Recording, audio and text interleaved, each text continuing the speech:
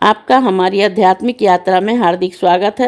आप सुन रहे हैं शिव महापुराण, जो सनातन धर्म के ही अनमोल ग्रंथों में से एक है। इस श्रृंखला में हम आपके लिए ही इस दिव्य ग्रंथ के प्रत्येक अध्याय का शाश्वत पाठ प्रस्तुत करेंगे। आइए इस ज्ञान और धर्म की ही यात्रा को आरंभ करें। भगवान महादेव की महिमा और उपदेश से ही सजी इस पावन कथा के साथ ही ओम नमः शिवाय। छठवां अध्याय, नंदकेश्वर अवतार। सनत कुमार बोले कि हे नंदीश्वर, अब मैं यह सुनना चाहता हूँ कि शिव जी के अंश से आप कैसे उत्पन्न हुए और परम गुहा शिव तत्व को आपने कैसे जाना। हे प्रभु, यह सब आप मुझसे कृपा पूर्वक कहिए। नंदीश्वर बोले कि हे सर्वज्ञ सनत कुमार जी, अब आप सावधान होकर वह सुनिए। जिस प्रकार मैं शिव जी का अंशज हुआ, एक समय जब पुत्र की कामना से शिलाद ऋषि शिव जी का तप और ध्यान करते हुए शिवलोक को प्राप्त हुए, तब देवताओं के ही प्रभु इंद्र इसके तप से ही प्रसन्न हो वर देने के लिए उनके समीप गए और कहा कि वर मांगो।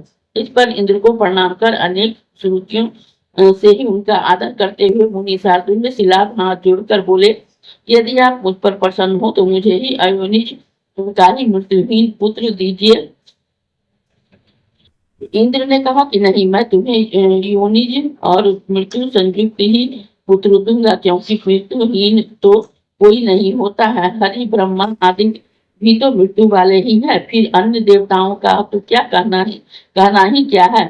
जब ये दोनों शिव जी के अंश से उत्पन्न हुए हैं, मृत्यु संयुक्त है और उनकी भी आयु निर्धारित है, तब तुम अयोनिज पुत्र की ही कामना कैसे रखते हो।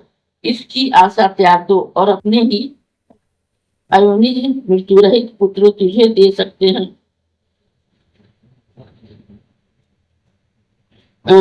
हैं मैं ब्रह्मा या विष्णु तो नहीं दे सकते।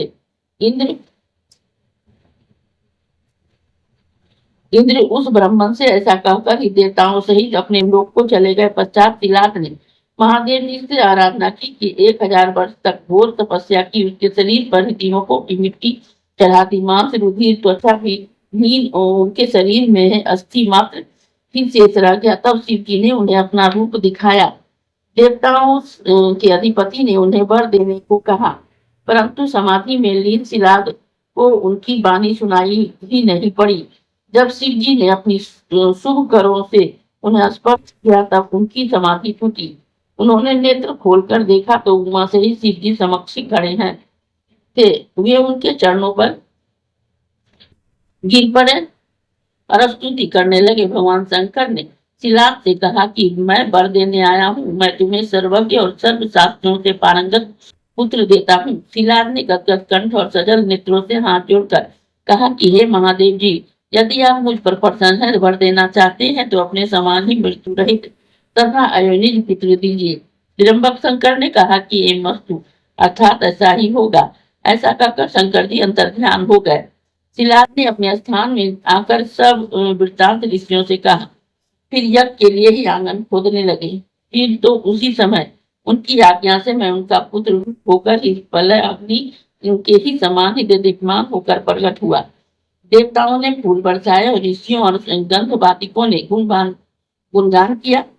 संपूर्ण ब्रह्मादि देवता अपनी स्त्रियों सहित विष्णु, शिव और अंबिका आदि उस स्थान पर आए। वहां उत्सव हुआ। अप्सराएं नाचने लगी। सब प्रसन्न हो मेरे लिंग मूर्ति स्थापित कर पूजा करने लगे। शिलाद की भी सबने प्रशंसा की। शिव पार्वती की भी स्तुति हुई। फिर शंकर पार्वती जी भी पधारे। मेरे पिता शिलाद ने मुझे 3 नेत्र वाला चतुर्भुज और जटा मुकुटधारी बालक देखकर बड़ी ही प्रसन्नता प्रकट की। मैं त्रिशूलादि शस्त्रधारे दीप्यमान और सब प्रकार से रुद्र रूपी तथा प्रणम्य प्रकट हुआ। मुझे देखकर सबने आनंद का अनुभव किया। सभी ने प्रणाम किया। तब शिलाद ने यह कहकर कि हे सुरेश्वर, तुमने मुझे ही आनंद दिया है, इस प्रकार तुम्हारा नाम नंदी हुआ। तुम देवताओं को भी आनंद देने वाले हो, अतः तुम जगदीश्वर को मेरा नमस्कार है।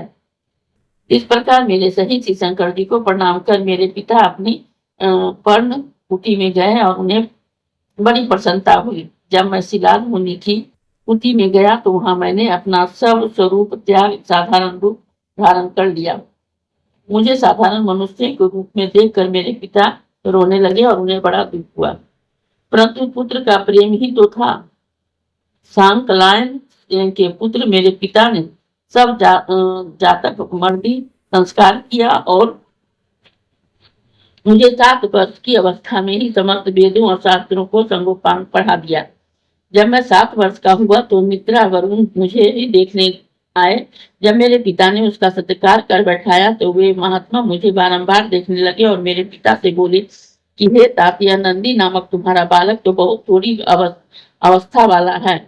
इसने इतने ही समय में ही समस्त शास्त्रों को कैसे पढ़ लिया। इसके समान तो मैंने कोई बालक नहीं देखा, परंतु अब तो इसकी 1 ही वर्ष की आयु और है।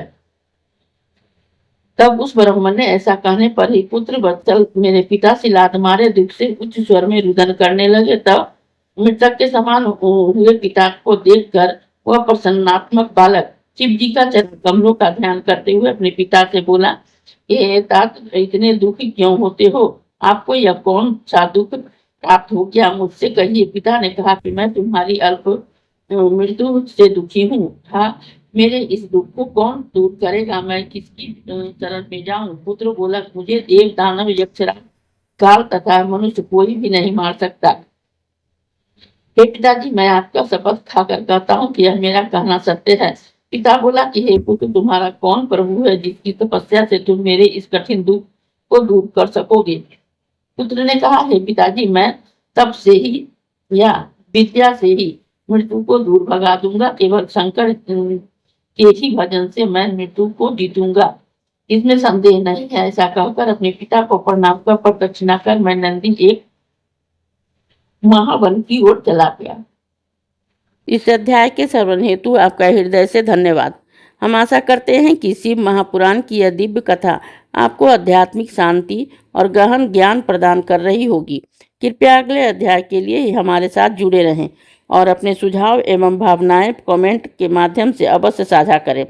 धर्म, भक्ति और ज्ञान की इस पावन यात्रा में आपका साथ हमारे लिए अत्यंत मूल्यवान है। ओम नमः शिवाय। यदि यह प्रस्तुति आपको पसंद आई हो, लाइक करें, कमेंट करें, सब्सक्राइब जरूर करें, बेल आइकॉन दबाना ना भूलें ताकि अगला अध्याय आपसे छूटे नहीं। और इस पावन ज्ञान को ही शेयर करें अपने परिवार और मित्रों तक।